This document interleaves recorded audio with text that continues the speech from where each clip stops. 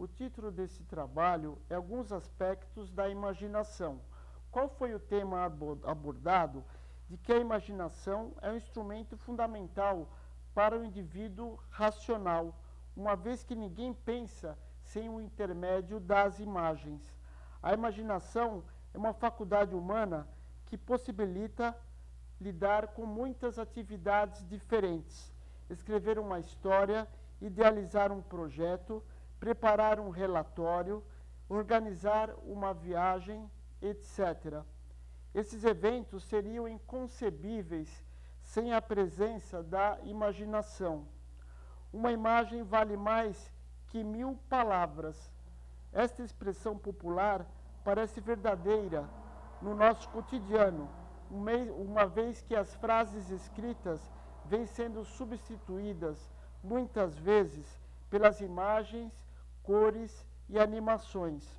Ou seja, na cultura da imagem, um exemplo arrasta mais que um discurso, e os fatos convencem mais do que as palavras.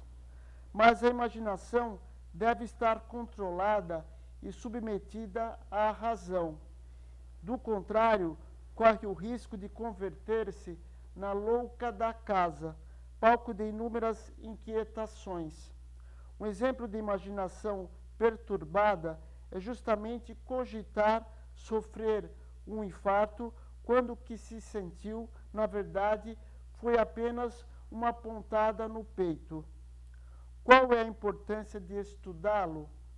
Para se viver em harmonia no dia a dia, deve haver uma luta contra aquela imaginação desnorteada que se torna nociva. Trata-se de eliminar, por exemplo, o temor diante do que faremos pela primeira vez, a preocupação excessiva com a própria imagem, ou a suspeita infundada dos demais. Através desse combate, teremos aquela calma serena de realismo que é um anseio do nosso ser. Qual o objetivo do trabalho? Neste contexto, o objetivo do trabalho é apresentar aspectos malévolos da imaginação a fim de lhe darmos remédios positivos. Qual a metodologia empregada? A metodologia utilizada é da revisão bibliográfica relacionada à educação psicológica. Quais os pontos principais da discussão? Às vezes, imaginamos ter um câncer assim que percebemos um menor caroço no corpo. Imaginamos um desastre de rua quando um ente querido demora a voltar para casa. Acontecimentos como estes quase nunca se concretizam. No entanto, a inquietação e o desassossego que os acompanham, eles ocorrem de fato. Ou seja, frequentemente a imaginação nos molesta com perigos inexistentes que nos fazem sofrer. Seria exagero pensarmos que 90% das nossas preocupações são criadas pela imaginação? Provavelmente não, porque com o passar do tempo e a resolução desses problemas, percebemos que tudo era uma tempestade em copo d'água.